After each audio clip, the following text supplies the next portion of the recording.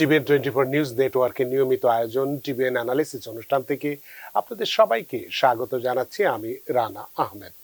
সুপ্রিয় দর্শক, আপনারা এই মুহূর্তে যারা ঘরে টেলিভিশন সেটের সামনে বসে এই অনুষ্ঠানটি দেখছেন কিংবা আর একটু পরে টেলিভিশন সেটের সামনে বসে আপনাদের এই প্রিয় অনুষ্ঠানটি উপভোগ করবেন, কিংবা এই মুহূর্তে যারা ফেসবুক লাইভে ঢুকেছেন অথবা আর একটু পরে ফেসবুক লাইভে ঢুকবেন, কিংবা আরও পরে সময় সুযোগ মতো যারা ইউটিউবে অনুষ্ঠানটি দেখবেন তাদেরকেও আগাম স্বাগত জানিয়ে রাখি।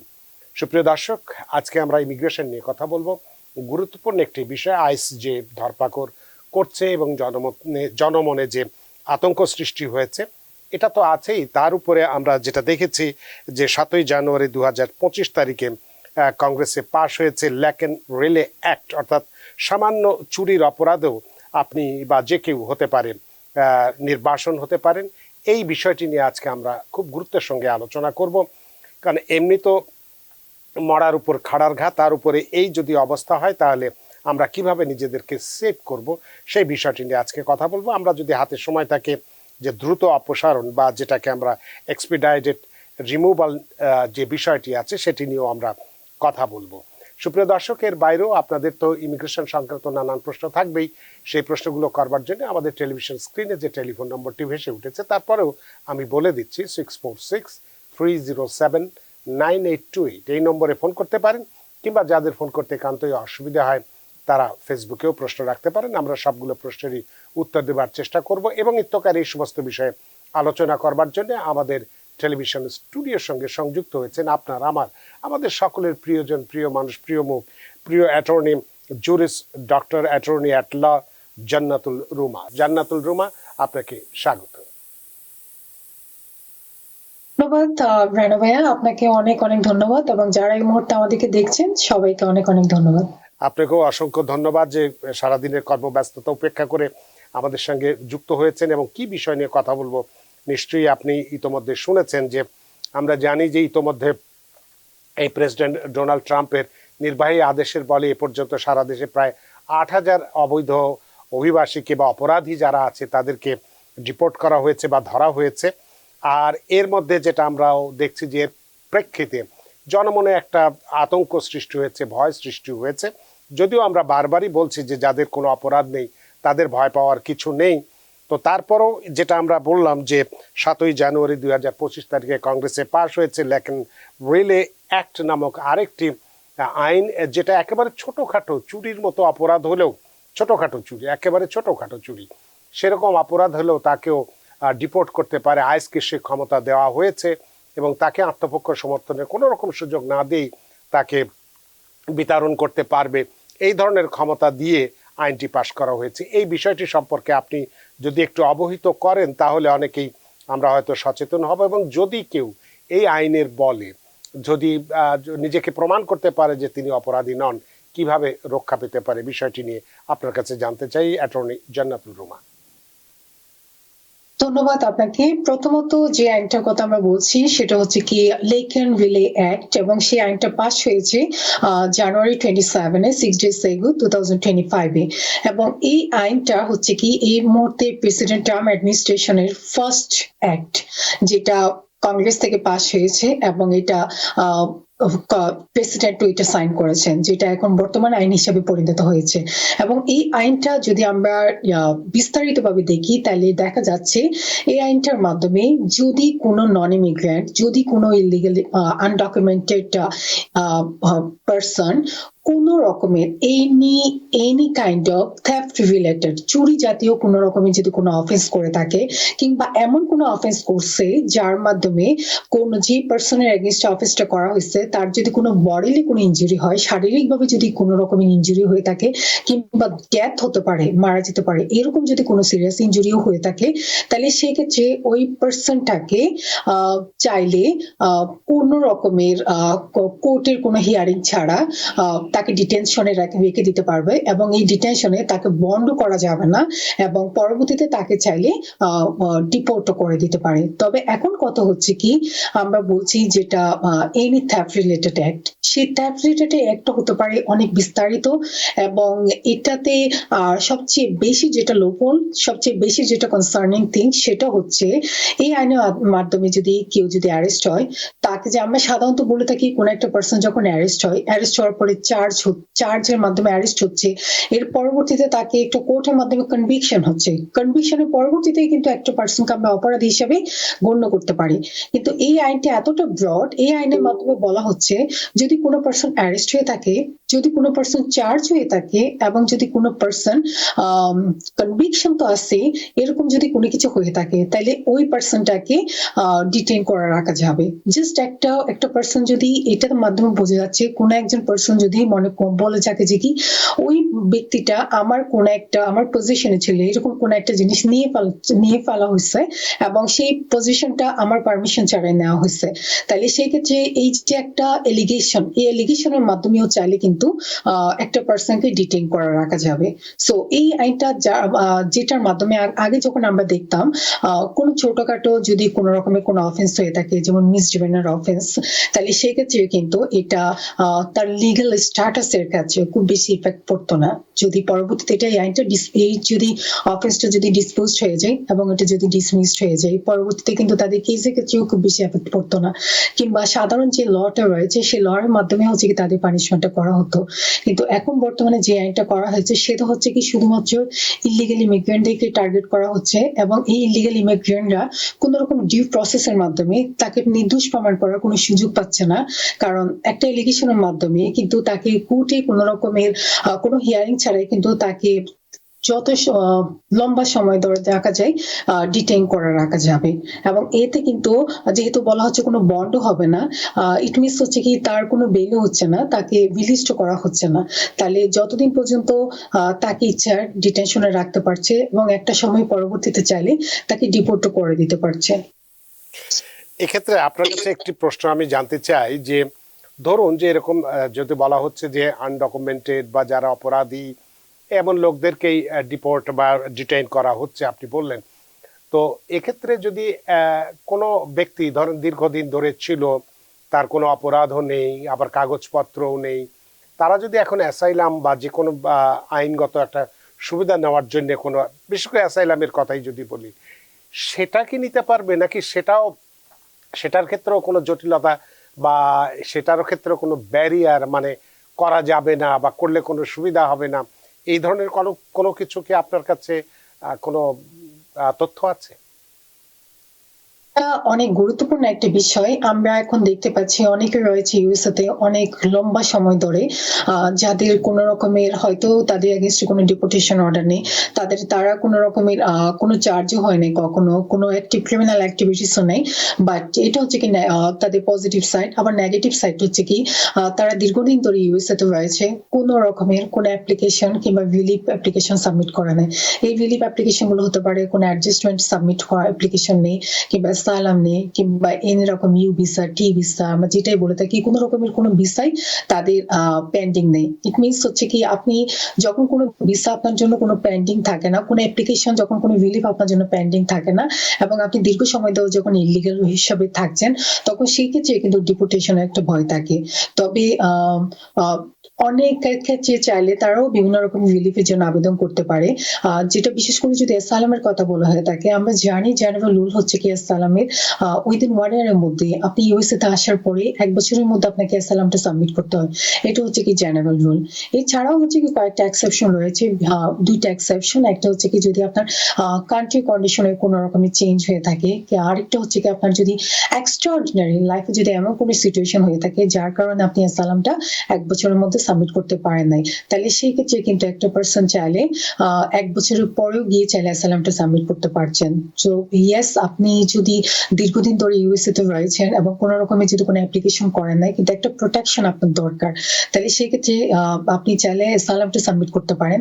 এছাড়াও হচ্ছে কি সালাম ছাড়াও হচ্ছে কি আপনি চাইলে যদি লম্বা সময় ধরে ইউএসএ তে থাকা হয়েছে কিংবা পরবর্তীতে যদি তাদের যদি কোনো ইউএস কোনো সিটিজেন যদি ছেলে মেয়ে থাকে এবং যারা হচ্ছে কি 21+ হয়ে থাকে, তারাও চাইলে হচ্ছে কি প্যারেন্টের জন্য অ্যাপ্লিকেশন করতে পারেন।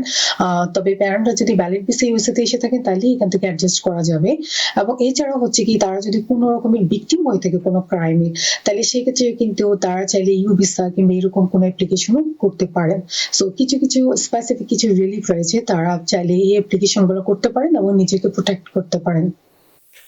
অনেক ধন্যবাদ।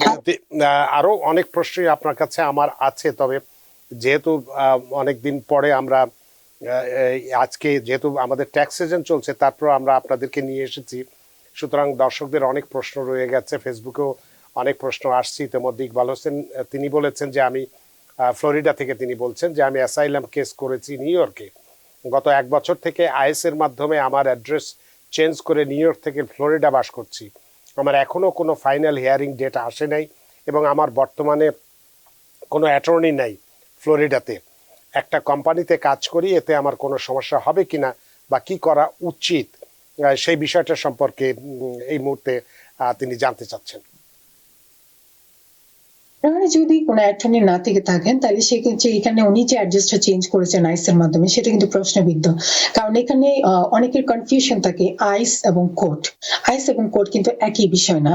আইস বিষয়টা দেখবে হচ্ছে কি আপনি আইসের সাথে দেখা করছেন কিনা, কিংবা আপনাকে যে ডেটে যাওয়ার কথা বলা হয়েছে ডেটটাকে আপনি যাচ্ছেন কিনা, কিংবা আপনি যে অ্যাড্রেসে থাকেন সেই অ্যাড্রেসটাকে আপডেট করা হয়েছে কিনা। বিশেষ করে আইস এতটুকুই আপনার জন্য ফলো আপ করবে, আপনি কি কোনো রকমের ফ্লাইট রিস্ক আছে কিনা আপনার, আপনি কি পালিয়ে গিয়েছেন কিনা নাকি ওদের নজরের বাইরে গেছেন কিনা, সেটাই হচ্ছে কি আইসের দেখার বিষয়। কিন্তু এখানে কোর্টের বিষয়টা কিন্তু সম্পূর্ণ আলাদা। কোর্টে হচ্ছে কি আপনি অ্যাপ্লিকেশন সাবমিট করছেন এবং সেই অ্যাপ্লিকেশন অনুযায়ী ডিউ প্রসেস অনুযায়ী আপনাকে অনেক রুলস এন্ড রেগুলেশন ফলো করতে হয়। অ্যাপ্লিকেশনটা করতে হবে উইদিন 1 ইয়ারের মধ্যে। অ্যাপ্লিকেশনের পরে কোর্টের অনেক অর্ডার থাকতে পারে, সেই অর্ডারগুলো আপনাকে ফলো আপ করতে হবে। যদি আপনি অ্যাড্রেস চেঞ্জ করেন, E33 একটা ফর্ম আছে, সেই ফর্মটা আপনাকে কোর্টে সাবমিট করার মাধ্যমে হচ্ছে কি অ্যাড্রেসটা আপডেট করতে হবে।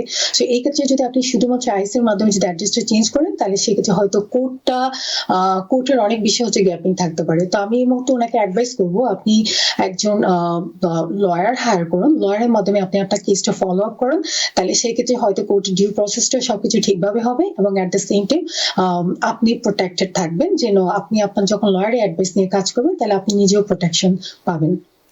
অনেক ধন্যবাদ ইকবাল হোসেন আপনার প্রশ্নের জন্য। একটি প্রশ্ন এসেছে, যে প্রশ্নটি আমারও আপনার কাছে করার ইচ্ছে ছিল।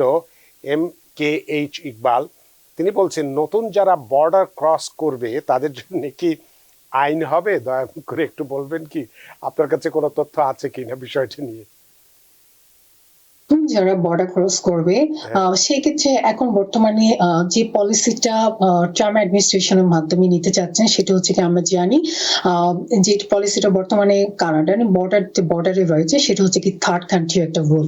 থার্ড কান্ট্রি রুল হচ্ছে কি আপনি যদি ইউএসএ তে এন্ট্রি করে সরাসরি আপনি ইউএসএ তে এন্ট্রি করার পর অ্যাসাইলাম করতে পারবেন না, তার আগে আপনাকে একটা প্রি কন্ডিশন ফলো করতে হবে। সেটা হচ্ছে কি আপনি যে কান্ট্রিগুলো দিয়ে পার হয়ে ইউএসএ তে ক্রস করবেন, সেই যে কোনো একটা কান্ট্রিতে আপনাকে ফার্স্ট একটা অ্যাসাইলাম সাবমিট করতে হবে। ওই অ্যাসাইলামটা রেজাল্টটা নেগেটিভ আসতে পারে, পজিটিভ আসতে পারে। যদি ওই অ্যাসাইলামটাতে যদি আপনার অ্যাসাইলাম গ্র্যান্ট হয়ে থাকে, তাহলে সেই ক্ষেত্রে কিন্তু আপনি আর অ্যাসাইলাম সাবমিট করতে পারছেন না ইউএসএ তে। যদি থার্ড যে কান্ট্রিতে আপনি অ্যাসাইলাম সাবমিট করবেন সেই অ্যাসাইলামটা যদি ডিনাই হয়, তবেই শুধুমাত্র আপনি অ্যাসাইলাম সাবমিট করতে পারবেন ইউএসএ তে। যদিও এই রুলটা এখনো কানাডা কিংবা কয়েকটা কান্ট্রির জন্য আছে, প্রত্যেকটা কান্ট্রির কাছে নেই, বাট এটার একটা কথা চলছে, কিন্তু এখন এটা ফাইনালাইজ হয়নি। কথাটা কি চলছে যে এখন সমগ্র সারা দেশের জন্যই, মানে সারা পৃথিবীর সব দেশের জন্যই এটা হওয়ার একটা কথা চলছে, এখনো এটা ফাইনাল নয়, সুতরাং আমরা কিছু বলতে পারছি না। তবে ট্রাম্প প্রশাসন তো যেহেতু অ্যাগ্রেসিভ এই বিষয়ে বলা যায় না, হয়েও যেতে পারে। এই রুলটা এখনো কিন্তু কানাডিয়ান যে বর্ডার দিয়ে যখন কেউ এন্ট্রি করে থাকে, তাহলে সেক্ষেত্রে কিন্তু তাদের রুল থাকে, ফার্স্ট আপনাকে কানাডাতে অ্যাসাইলামটা সাবমিট করতে হবে। যদি কানাডাতে না করেন তাহলে সেক্ষেত্রে ইউএসএ তে আপনি সাবমিট করতে পারবেন না, জেনারেল রুল। বাট কয়েকটা এক্সেপশন রয়েছে, সেই এক্সেপশনের মাধ্যমে কিন্তু আপনি শুধুমাত্র ইউএসএ তে অ্যাসাইলাম সাবমিট করতে পারবেন। যেটার মধ্যে সবচেয়ে গুরুত্বপূর্ণ একটা এক্সেপশন হচ্ছে কি, আপনার যদি কোনো রিলেটিভ থাকে এবং আপনার মনে হয় আমি কানাডার চেয়ে ইউএসএ তে বেশি সেফ ফিল করছি কারণ আমার রিলেটিভ এখানে রয়েছে, তাহলে শুধুমাত্র কিছু কোয়ালিফাইড রিলেটিভ, শুধুমাত্র সেক্ষেত্রে কিন্তু আপনি এখানে ইউএসএ তে চাইলে অ্যাসাইলাম ফাইল করতে পারবেন। তাহলে এক্ষেত্রে আমার একটি প্রশ্ন, আপনি যেটা বললেন যে বর্ডার ক্রস করে এসে, সেটা উত্তরেই হোক দক্ষিণেই হোক যেখানেই হোক, থার্ড কান্ট্রিতে যেখানে আবেদন করতে হবে সেখানে যদি রিজেক্ট হয় তাহলেই আমেরিকায় এসে করা যেতে পারে, ওখানে যদি সেটা গ্র্যান্ট হয়ে যায় তাহলেই করতে পারবে না। আমরা তো অনেকেই ভিজিট ভিসা নিয়ে এখানে আসি, মানে লিগালি আসি, কিন্তু এসে অ্যাসাইলাম করে বসি, সেক্ষেত্রে সেই অ্যাসাইলামের কি গ্র্যান্ট হওয়ার সম্ভাবনা থাকবে না, সেটাও গ্রহণযোগ্য হবে না? এই মুহূর্তে যারা ভিজিট ভিসায় বলি আমরা, কিংবা স্টুডেন্ট ভিসায়, এরকম যদি কোনো ভ্যালিড ভিসার মাধ্যমে ইন্সপেকশনের মাধ্যমে ইউএসএ তে এন্ট্রি করে থাকে, তারাও কিন্তু এখানে অ্যাসাইলাম সাবমিট করছে এবং সেই অ্যাসাইলাম অ্যাকসেপ্টেড হচ্ছে। বাট ফিউচারে যে আমরা নতুন রুলটার কথা বলছি, সেই রুলের মাধ্যমে যদি কোনো রকমের চেঞ্জ আসে তাহলে আমরা নিশ্চয়ই দেখতে পাবো, এবং সেই ক্ষেত্রে নতুন রুল অনুযায়ী কিন্তু তাদেরকে এক্সেপশনটা ফলো করে কিন্তু অ্যাসাইলামটা সাবমিট করতে হবে। তার মানে সেক্ষেত্রেও একটা সম্ভাবনা, মানে না সূচক সম্ভাবনা একটা কিছু রয়ে গেছে। যাই হোক, সেটা ভবিষ্যতের কথা ভবিষ্যতে বলবে, এখনই এই মুহূর্তে আমরা কিছু বলতে চাই না। আমরা একটু টেলিফোনে যেতে চাই, অনেকেই অপেক্ষা করছেন টেলিফোনে। সুপ্রিয় দর্শক, কে আছেন টেলিফোনে? দয়া করে নাম পরিচয় দিয়ে আপনার প্রশ্নটি করুন। হ্যালো, আসসালামু হ্যালো। আলাইকুম।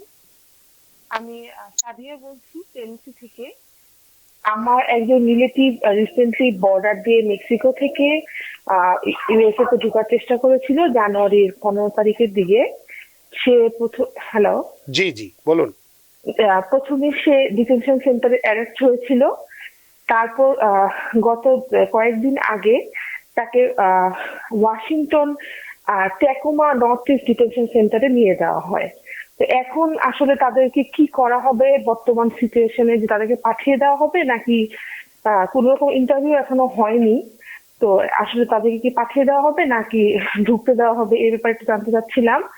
আর জানতে চাচ্ছিলাম যে ওখান থেকে তারা ফোন দিতে পারে, রেকর্ড করা হয় এরকম কল করে, তো তারা কিছু অল্প কিছু টাকা পয়সা চেয়েছে আর কি, যে আমরা যেন দিই, যারা স্পন্সর করেছে যেন দিলে মানে তার খরচ বা ওখানে হয়তো বা ওরা মানে দিতে পারবো কিনা এই টাকা, ওকে পাঠানো ঠিক হবে কিনা এই অবস্থায়, এটা একটু জানতে এটাই চাচ্ছিলাম। আপনার প্রশ্ন। অনেক ধন্যবাদ সাদিয়া আপনার প্রশ্নের জন্য। অ্যাটর্নি জান্নাতুল রুমা। প্রথমত, যারা এখনো পর্যন্ত বিভিন্ন বর্ডার দিয়ে এন্ট্রি করছেন, তারা সাধারণত চার্জ কোন সেকশনে তাদেরকে চার্জ করা হচ্ছে সেটাই হচ্ছে কি প্রাইম প্রথম দেখার বিষয়। এখন যেটা আমরা দেখতে পাচ্ছি সেটা হচ্ছে কি এক্সপার্টাইট রিমুভালের জন্য তাদেরকে যদি চার্জ করা হয়ে থাকে আপনার রিলেটিভকে, তাহলে সেই ক্ষেত্রে কিন্তু ওনার যে ইন্টারভিউ না নিয়েও কিন্তু তাকে ডিপোর্ট করা যাবে।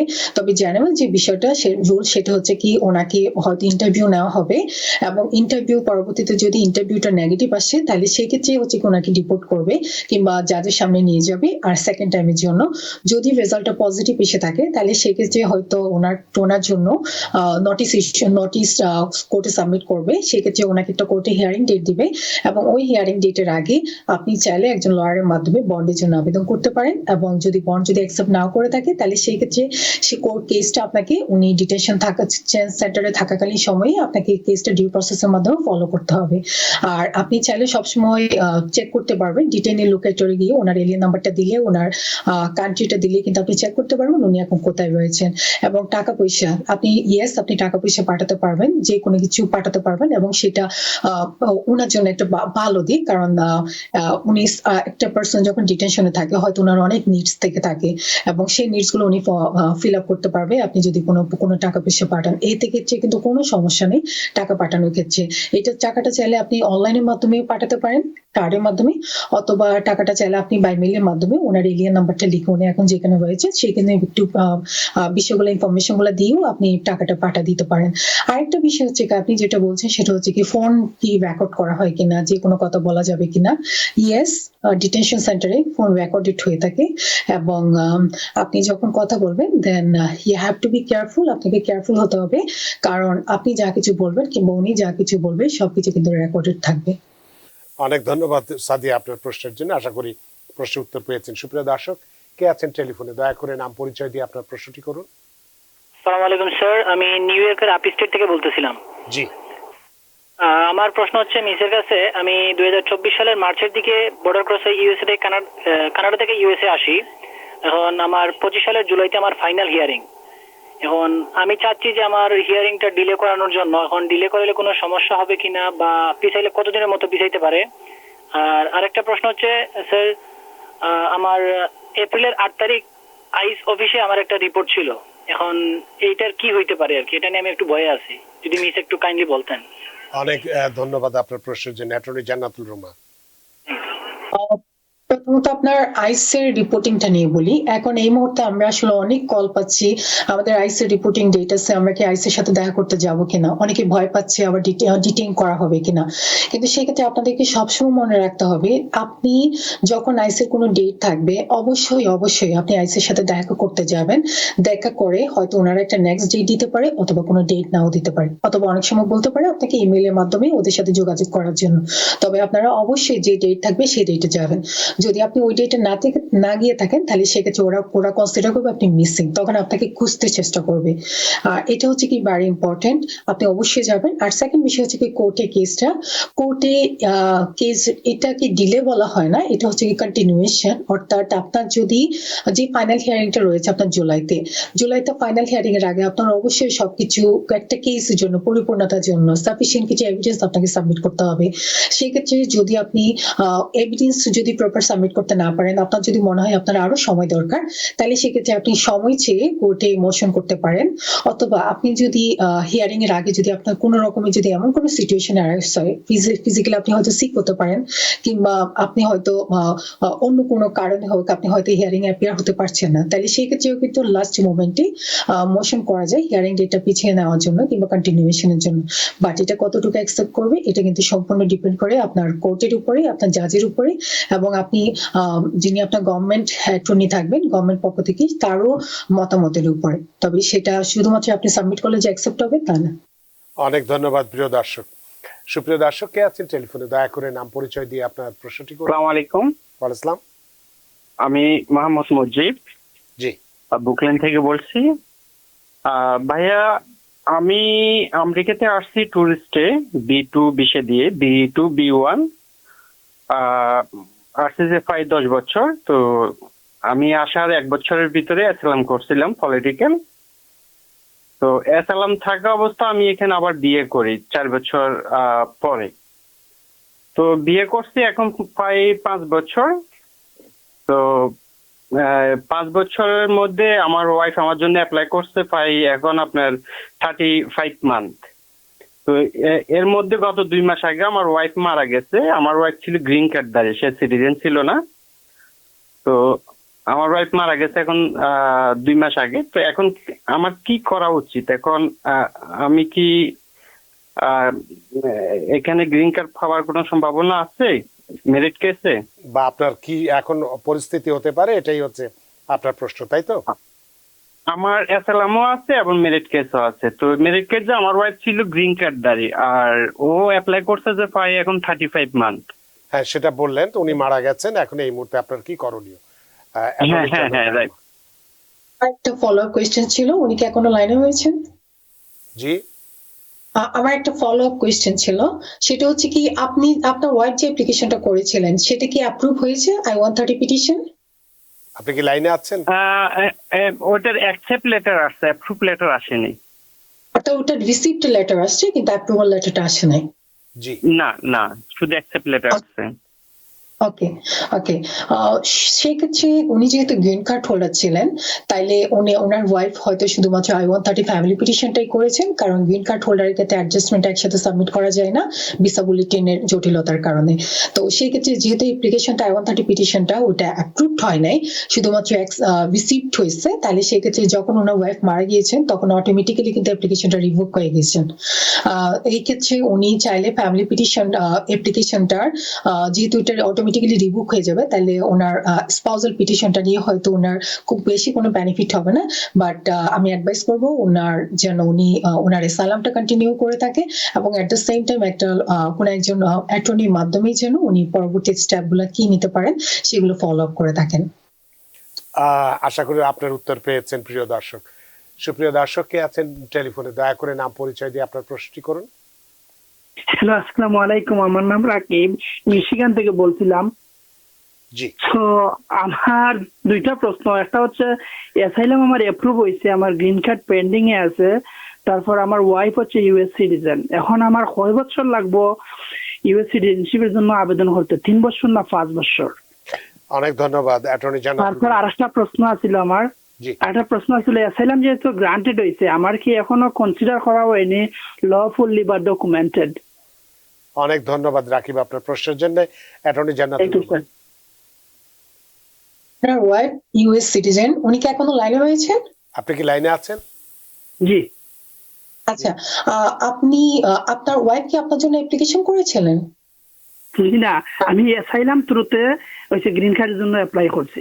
আপনি ইউএসএ তে কিভাবে এন্ট্রি করছেন? আপনি কি বর্ডারের মাধ্যমে এন্ট্রি করছেন নাকি? আমি বর্ডার ক্রসার। জি, ঠিক আছে, ধন্যবাদ। আমার আর কোনো কিছু জানার নেই। সো উনি এখন যে গ্রিন কার্ডটা ওনার পেন্ডিং রয়েছে, সেটা হচ্ছে কি ওনার সালামের মাধ্যমে। সেটা কিন্তু ডিফারেন্ট ক্যাটাগরি গ্রিন কার্ড হবে। আর যিনি ওনার যে কনফিউশনটা 3 ইয়ার্স এর সিটিজেনশিপ আর হচ্ছে 5 ইয়ার্স এর সিটিজেনশিপ, 3 ইয়ার্স এর সিটিজেনশিপটা শুধুমাত্র যারা ইউএস সিটিজেন স্পাউসের মাধ্যমে গ্রিন কার্ড পেয়ে থাকেন, এবং গ্রিন কার্ডটা পাওয়ার সময় ইউএস সিটিজেন স্পাউস কিন্তু ইউএস সিটিজেনই ছিল, তারাই শুধুমাত্র 3 ইয়ার্স এর সিটিজেনশিপ অ্যাপ্লিকেশনটা করতে পারেন। বাকি যারা রয়েছেন, যেমন কেউ যদি গ্রিন কার্ড হোল্ডার স্পাউসের মাধ্যমে গ্রিন কার্ড পেয়ে থাকেন, কিংবা কেউ যদি সালামের মাধ্যমে গ্রিন কার্ড পেয়ে থাকেন, কিংবা আদার যে ভিসা পিটিশন রয়েছে, আমরা যদি EB1 বলি, EB2, EB3, এই যে আদার যে পিটিশন, সমস্ত পিটিশনের ক্ষেত্রে আপনার গ্রিন কার্ড পাওয়ার দিন থেকে, গ্রিন কার্ডের যে ডেটটা থাকবে সেদিন থেকে 5 ইয়ার্স পরেই কিন্তু আপনি সিটিজেনশিপের জন্য অ্যাপ্লিকেশন করতে পারবেন।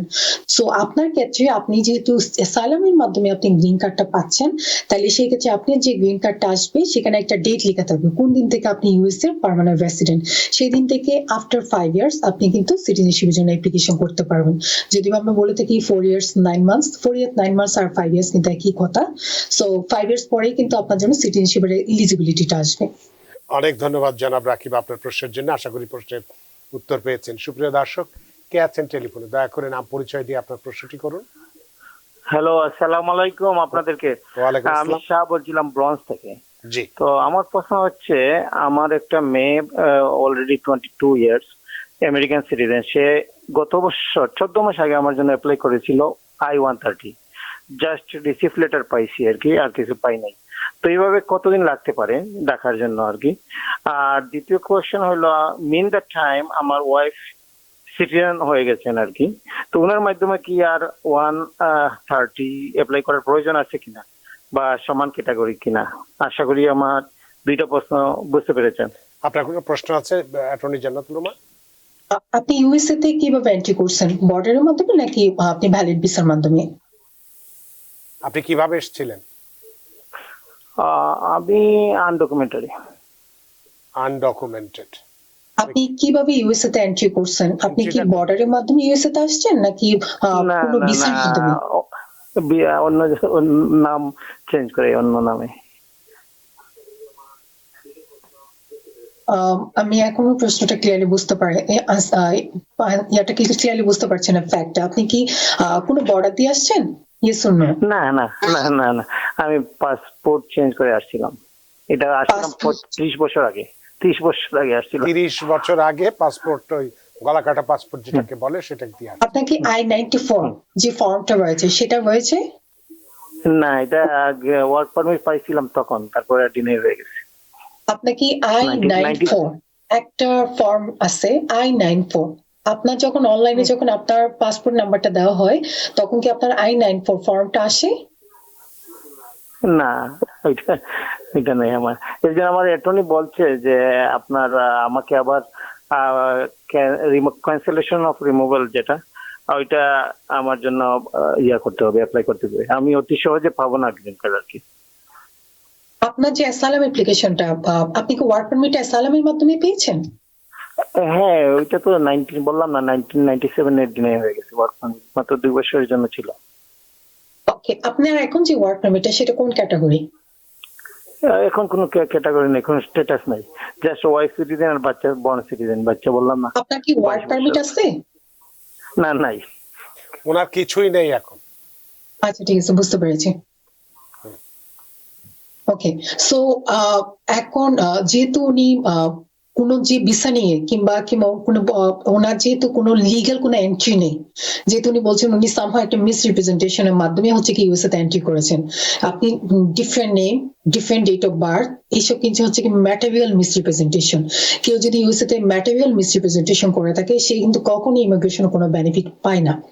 তো সেই ক্ষেত্রে আপনি যদি ডিফারেন্ট নাম, ডিফারেন্ট ডেট অফ বার্থ দিয়ে যে ইউএসএ তে এন্ট্রি করে থাকেন, এটা হচ্ছে কি ম্যাটেরিয়াল একটা মিস রিপ্রেজেন্টেশন, এবং আপনার I-94 থাকবে না, সেটাই স্বাভাবিক। যেহেতু আপনার I-94 নেই সেহেতু আপনি এখান থেকে সরাসরি অ্যাডজাস্টমেন্টটা করতে পারছেন না। আপনার ফার্স্ট I-130 ফ্যামিলি পিটিশনটা অ্যাপ্রুভ হতে হবে, আর এই I-130 ফ্যামিলি পিটিশন অ্যাপ্রুভ হওয়ার পরে আপনাকে হয়তো আপনার যেহেতু ডিপোর্টেশন যদি অর্ডার থাকে তাহলে সেক্ষেত্রে মোশন টু রিওপেন করতে হবে, এবং এই যে ডিপোর্টেশন অর্ডারটা ক্যান্সেলেশনের জন্য আপনাকে আবেদন করতে হবে। যেহেতু আপনি দীর্ঘদিন ধরে রয়েছেন, কেউ সাধারণত 10 বছরের উপরে থাকে এবং ইউএস সিটিজেন যদি কোনো ছেলে মেয়ে থাকে কিংবা স্পাউস থাকে তাহলে সেক্ষেত্রে তারা ক্যান্সেলেশনের জন্য আবেদন করতে পারে। যদি এটা ক্যান্সেল হয়ে যায় তাহলে আফটার 3 ইয়ার্স আপনি কিন্তু ক্যান্সেলেশনের পর থেকে 3 ইয়ার্স পরে আপনি কিন্তু গ্রিন কার্ডের জন্য অ্যাপ্লাই করতে পারবেন। তবে সেই ক্ষেত্রে আমার মনে হয় আপনার জন্য সবচেয়ে বেশি যে বাধা হয়ে দাঁড়াবে সেটা হচ্ছে কি আপনি ডিফারেন্ট নেম কিংবা ডিফারেন্ট ডেট অফ বার্থ, এই বিষয়টা। কারণ যাদের মিস রিপ্রেজেন্টেশন থাকে তারা সাধারণত ক্যান্সেলেশনটা অ্যাপ্রুভ করতে চায় না। আর আপনি যেটা বলছেন ওয়াইফের ক্ষেত্রে, যদি ওয়াইফ যদি অ্যাপ্লাই করে কি হবে? আপনার মেয়ের যে অ্যাপ্লিকেশন সেটাও হচ্ছে প্রায়োরিটি ক্যাটাগরি, আপনার ইউএস সিটিজেন যে স্পাউস সেটাও হচ্ছে কি প্রায়োরিটি ক্যাটাগরি। তাহলে সেক্ষেত্রে আপনার ওয়াইফ যদি অ্যাপ্লাই করে থাকে নতুন করে খুব বেশি কোনো বেনিফিট হবে না। আপনি স্টিক থাকতে পারেন আপনার যে মেয়ে আপনার জন্য অ্যাপ্লিকেশন করেছে সেটার মাধ্যমে। অনেক ধন্যবাদ, আশা করি আপনার প্রশ্নের উত্তর পেয়েছেন। সুপ্রিয় দর্শক কে আছেন টেলিফোনে, দয়া করে নাম পরিচয় বলে আপনার প্রশ্নটি করুন। জি, আসসালামু আলাইকুম। ওয়ালাইকুম আসসালাম। আমি শামসুল আলম, আমি ব্রুকলিন থেকে বলতেছি। জি, আমি 2022 আগস্টের 15 তারিখে আসছি। তো ডিটেনশনে থাকি আমি আসছি। আমার ওখানে প্রায় আমার বন হয়েছে, আমি 21 দিন ডিটেনশনে ছিলাম। তারপরে ওখান থেকে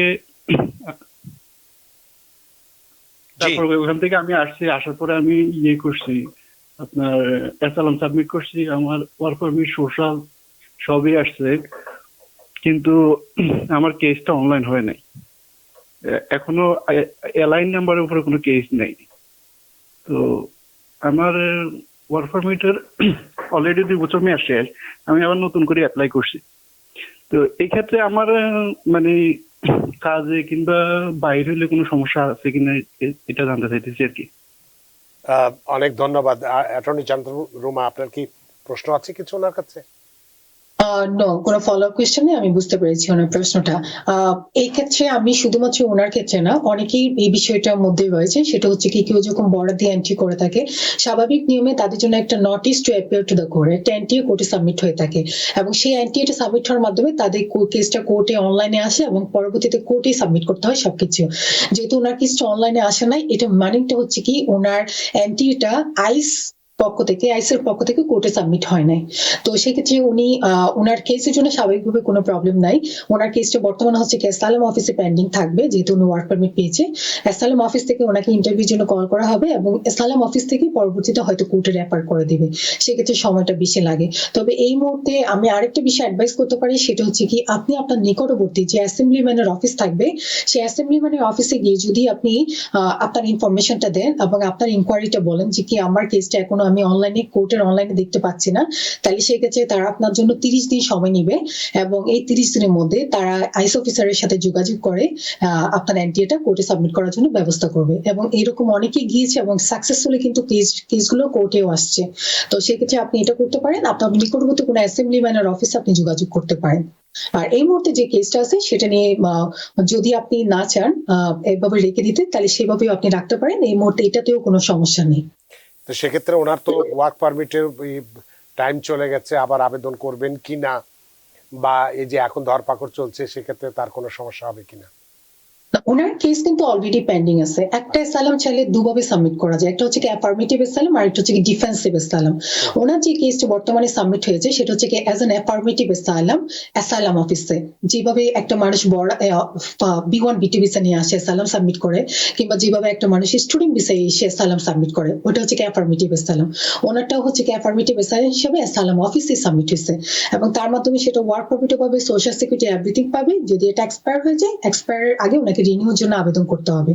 আর যেটা কোর্টে সাবমিট করা হয় সেটা হচ্ছে কি ডিফেন্সিভ অ্যাসাইলাম। কোর্টে যখন নোটিশ দেওয়া হয় সেই নোটিশে অনেক এলিগেশন লেখা থাকে, সেই এলিগেশন গুলো আপনাকে অনেকাংশে অ্যাকসেপ্ট করে কিন্তু আপনাকে অ্যাজ এ ডিফেন্স হিসেবে ডিফেন্সিভ অ্যাসাইলামটা কোর্টে সাবমিট করতে হয়। তো দুই ক্যাটাগরি অ্যাসাইলাম রয়েছে। এই মুহূর্তে ওনার কেসটা হচ্ছে কি অ্যাফার্মেটিভ অ্যাসাইলাম। উনি চাইলে অ্যাসেম্বলি মানে অফিসে যোগাযোগ করে ওটাকে ডিফেন্সিভ অ্যাসাইলাম করতে পারে কেসটা কোর্টে অনলাইনে আনার জন্য। তবে এক্ষেত্রে ধরপাকড়ের বিষয়ে ওনার ভয়ের কোনো কারণ নাই। আপনার কেসটা অ্যাসাইলাম অফিসে থাকুক, আপনার কেসটা কোর্টে থাকুক, আপনার কেসটা পেন্ডিং এ আছে। যতক্ষণ পর্যন্ত আপনার কেসটা পেন্ডিং আছে, আপনার অ্যাসাইলামটা পেন্ডিং আছে, আপনার ভয়ের কোনো কারণ নেই, যদি না আপনি কোনো ক্রিমিনাল অ্যাক্টিভিটির সাথে জড়িয়ে না পড়েন। অনেক ধন্যবাদ জনাব আলম আপনার প্রশ্নের জন্য। আশা করি প্রশ্নের উত্তর পেয়েছেন এবং খুশিও হয়েছেন।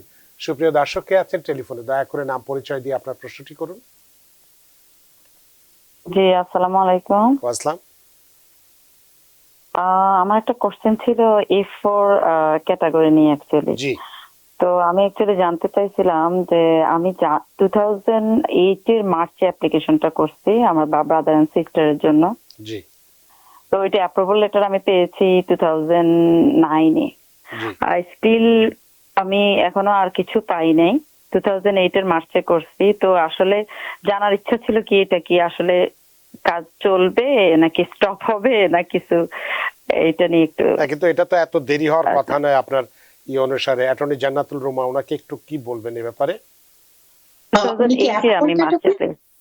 আপনি অ্যাপ্লিকেশনটা কার জন্য করেছিলেন? ওনা ভাই আর বোন? আমার ব্রাদার এন্ড সিস্টারের জন্য।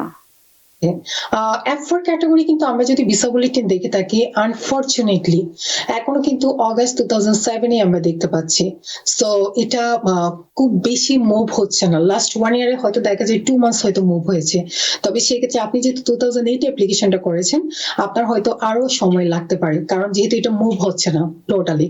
লাস্ট 1 ইয়ারে মে থেকে আগস্টে গেছে, এতটুকুই, এর চেয়ে বেশি হয় নাই। সো এবং 2007 যেটা বললেন যে 8 মার্চে আবেদন করার পরে 9 অ্যাপ্রুভাল লেটার পেয়েছে, এরপরে আর কিছুই পাইনি। ইন বিটুইন কি আর কিছু পাওয়ার কথা ছিল না?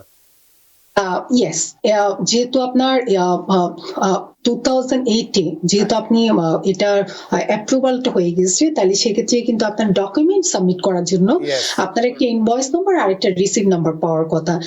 যদি আপনি সেই রিসিভ নাম্বার এবং ইনভয়েস নাম্বারটা না পেয়ে থাকেন, তাহলে সেক্ষেত্রে আপনাকে ন্যাশনাল ভিসা সেন্টারে যোগাযোগ করতে হবে, এনবিসিতে, যেটা আপনি ওভার দ্য ফোনে যোগাযোগ করতে পারেন, ইমেলের মাধ্যমে যোগাযোগ করতে পারেন, বাই পেপারে যোগাযোগ করতে পারেন।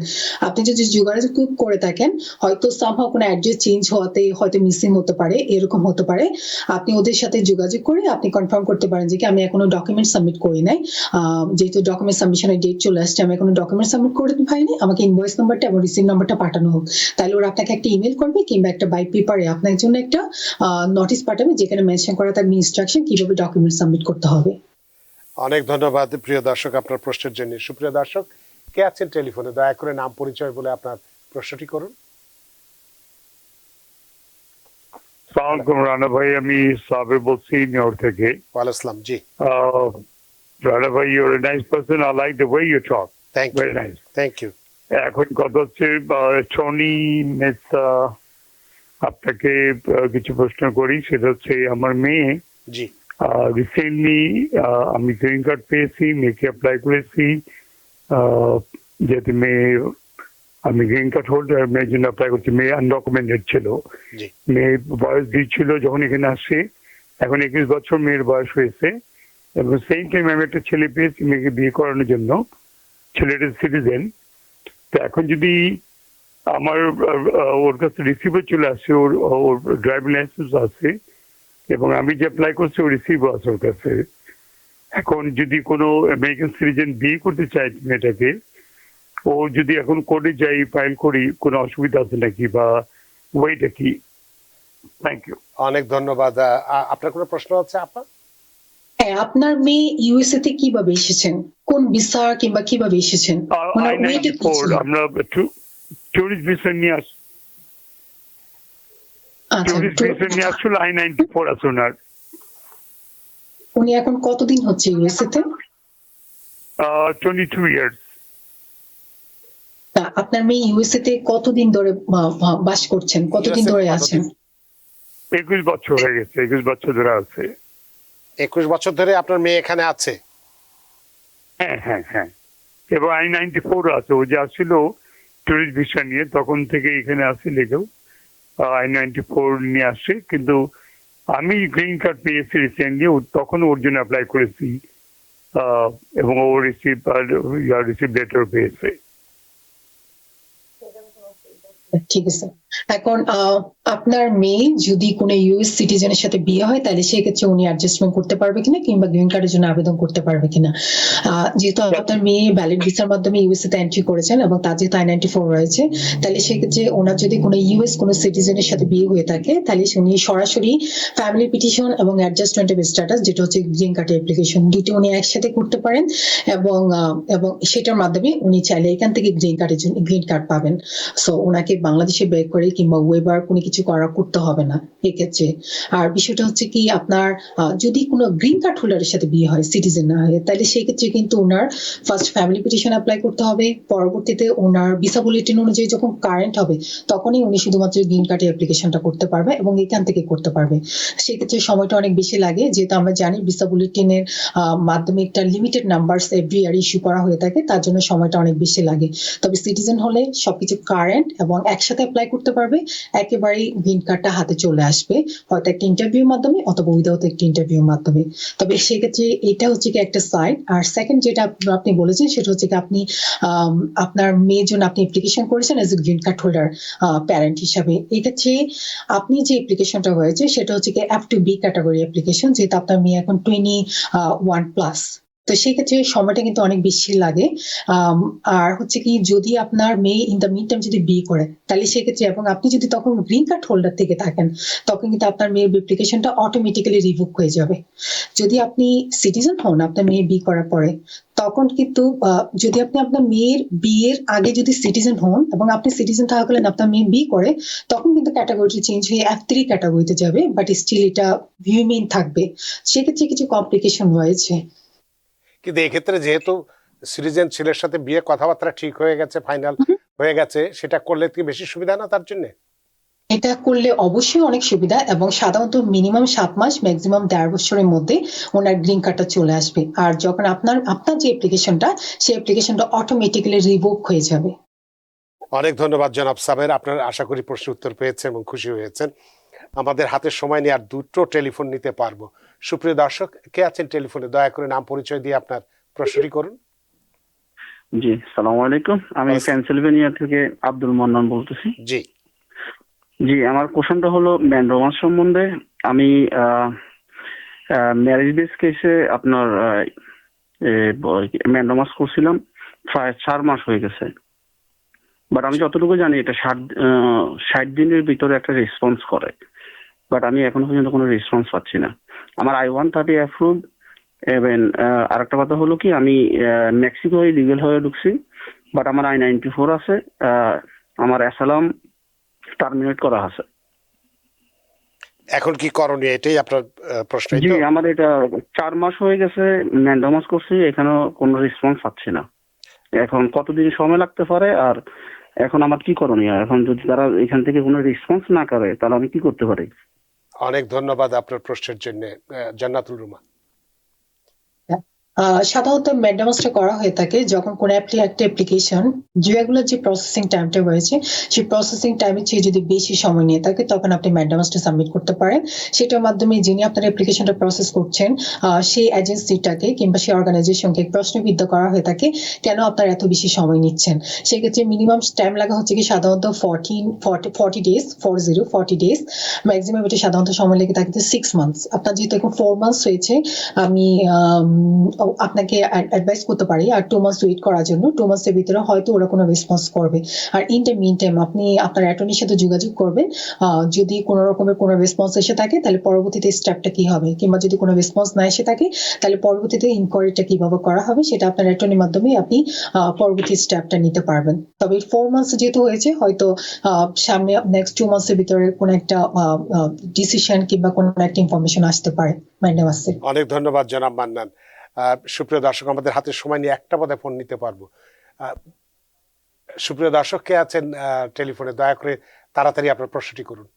জি, আসসালামু আলাইকুম। আসসালাম। জি, আমার দুইটা কোশ্চেন ম্যামের কাছে। জি, ফার্স্ট কোশ্চেন হচ্ছে, আমি 24 নভেম্বরে আমি মেক্সিকো বর্ডার ত্যাগ করে বর্ডার দিয়ে আমি আমেরিকা প্রবেশ করি এবং আমার ডিসেম্বরে আমার ইন্টারভিউর মাধ্যমে আমার ইন্টারভিউ পজিটিভ হয়। দেন আমি ইন্টারভিউ পজিটিভ হওয়ার পরে আমার ওইখান থেকে রিলিজ দেওয়ার পরে আমি আসি নিউ ইয়র্কে। আসার পরে আমি একজন অ্যাটর্নি ধরি এবং আমি ফেডারেল প্লাজায় যাই। আমার এখন হচ্ছে মামলা, আপনার আমার যে কাগজগুলো ওটা ক্লক চালু হয়েছে আর কি।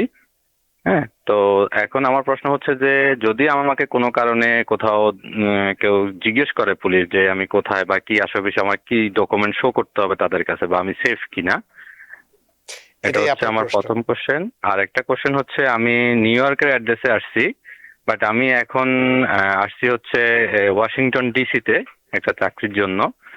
আমি কি এটা করতে পারবো কিনা, বা এটা করতে হলে আমার কি? অনেক ধন্যবাদ আপনার প্রশ্নের জন্য অ্যাটর্নি জান্নাতুল রুমা। প্রথম প্রশ্নটা আপনি বলছেন আপনি সেফ কিনা। যেহেতু আপনার ক্লক স্টার্ট হয়েছে, ক্লকটা কিন্তু স্টার্ট হয় শুধুমাত্র অ্যাসাইলাম অ্যাপ্লিকেশন সাবমিট করার মাধ্যমে। তার মানে হচ্ছে কি আপনার অ্যাপ্লিকেশনটা সাবমিট হয়েছে। যদি আপনার অ্যাপ্লিকেশনটা সাবমিট না হতো তাহলে ক্লকটা স্টার্ট হতো না। তো সেই ক্ষেত্রে যখন যেহেতু আপনার একটা অ্যাপ্লিকেশন পেন্ডিং রয়েছে, এখন অ্যাসাইলাম অ্যাপ্লিকেশন পেন্ডিং, আপনি সেফ। এবং যদি কোনো আইস অফিসার কিংবা কোনো ল এনফোর্সমেন্ট এজেন্সির মাধ্যমে যদি আপনাকে প্রশ্নবিদ্ধ করা হয়ে থাকে, আপনি জাস্ট প্রশ্ন অ্যান্সার করা হবে এভাবে যে কি আপনি অ্যাসাইলাম অ্যাপ্লিকেশন সাবমিট করেছেন, আপনার অ্যাপ্লিকেশন পেন্ডিং, এবং আপনার যে বর্ডারের কাগজ রয়েছে সেই কাগজগুলো আপনি সাথে রাখতে পারেন। আপনার কিংবা এর সাথে যদি কোনো আইডেন্টিটি ডকুমেন্টেশন থাকে সেটাও আপনি সাথে রাখতে পারেন। আর সেকেন্ড বিষয় হচ্ছে কি, এটা অনেকেই করে থাকে, আপনি এক স্টেটে নিয়ম হচ্ছে কি, জুরিসডিকশন হচ্ছে আপনার যে স্টেটে আপনি থাকবেন সেই স্টেটে হচ্ছে কি আপনার জুরিসডিকশন কেস ফাইল করার জন্য। আর যে স্টেটে আপনি থাকবেন স্বাভাবিকভাবে আপনাকে সেই স্টেটে কাজ করতে হবে, কিংবা কমিউটেবল কোন স্টেটের ভিতরে কাজ করতে হবে যেখান থেকে আপনি যাতায়াত করতে পারেন। এখন আপনি যদি নিউ ইয়র্কে কেসটা ফাইল করে থাকেন। অনেক ধন্যবাদ প্রিয় দর্শক, আসলে আমাদের হাতে সময় নেই, তাই আমাদেরকে অনুষ্ঠান শেষ করতে হচ্ছে। অনেক টেলিফোন ছিল, অনেক প্রশ্ন ছিল, আমরা দুঃখিত প্রশ্নগুলো নিতে পারছি না। অ্যাটর্নি জান্নাতুল রুমা, আপনাকে অসংখ্য ধন্যবাদ বিষয়টি পরিষ্কার করার জন্য, এবং খুব অনেকগুলো প্রশ্নের উত্তর দিয়েছেন যেটি আমাদের দরকার ছিল আজকের জন্য। সত্যি আপনার প্রতি ঋদ্ধ এবং কৃতজ্ঞ।